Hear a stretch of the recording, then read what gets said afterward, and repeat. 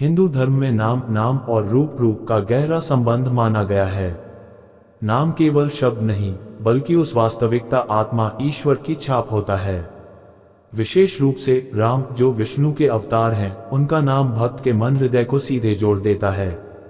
इसलिए कई पुराण, भजन और संत वाणी में नामस्मरण का अत्यंत महत्व बताया गया है। कैलाश की चोटी पर एक दिन भगवान शिव और माता पार्वती शांत बैठे थे। पार्वती माता ने पूछा, महादेव, आप स्वयं सर्वदेवों के श्रेष्ठ शिव स्वरूप हो, तब फिर आप बार बार राम का जप क्यों करते हैं? शिव ने गंभीर परंतु कोमल स्वर में उत्तर दिया, देवी, जो नाम आत्मा में उतरता है वह केवल शब्द नहीं रहता। राम नाम एक ऐसा प्रकाश है जो भीतर के अज्ञान, मोह और पाप को जला देता है। मैंने अनेक युगों में देखा है, जब कोई जीव ईमानदारी से राम पुकारता है तो ईश्वर स्वयं उसकी ओर खींचे चले आते हैं। इसी बीच एक समय की बात है, एक क्रूर राक्षस जिसका जीवन पापों से भरा था, मरकर यमलोक गया। वहां जब यमदूत उसे ले जा रहे थे, उस राक्षस ने अचानक डर के कारण चिल्लाकर कहा, हाय राम। सिर्फ यह एक अभिनिवेशित ध्वनि थी। उस छोटे शब्द ने उसकी अंतरात्मा में किसी प्रकार का स्पर्श किया। यमदूत ने कहा, यह पापी है, वह नरक जाए। लेकिन तभी शिव ने हस्तक्षेप किया, जिसके मुख से राम का उच्चारण निकला, उस पर दया करो। शिव के कथन से अचरज हुआ, परंतु जो शक्ति उस नाम में थी, उसने राक्षस का हृदय नर्म कर दिया। राक्षस का शरीर दिव्य प्रकाश से भर उठा और उसे मोक्ष की ओर बढ़ा दिया गया। यहाँ कथा का संदेश स्पष्ट है, नाम का उच्चारण मात्र ध्वनि नहीं, वह चेतना का परिवर्तन कर सकता है, जब स्पष्ट श्रद्धा या आंतरिक प्रतिक्रिया उत्पन्न हो। राम नाम साधना को सहज बनाता है। इसे बार बार दोहराने से मन का आवागमन घटता है और ध्यान स्थिर होता है। नाम जप निवृत्ति, भयनाश और मनोविनियोग का कारण बनता है। ये कर्मों के प्रभाव को मिटा देता है। जब मन उनका स्वीकृत समाधान कर ले, केवल ध्वनि से कुछ नहीं होता। श्रद्धा, भक्ति, संकल्प और आंतरिक समर्पण जरूरी है।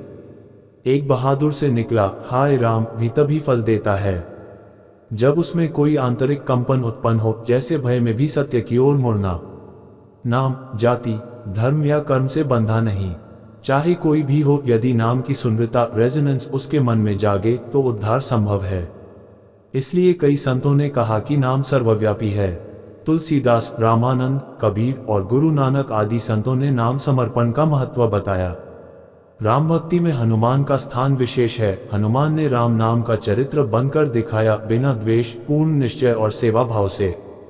ऐतिहासिक कथाओं में ऐसे अनेक प्रसंग मिलते हैं जहां एक सच्चा नाम स्तोत्र व्यक्ति को संकट से निकाल देता है। ये घटनाएं आमतौर पर आंतरिक परिवर्तन और मुक्ति के प्रमाण के रूप में बताई जाती हैं। एक संत ने कहा, यदि तुम्हारे पास राम नाम है तो तुम्हारे पास धर्म, अर्थ, काम और मोक्ष सब कुछ है।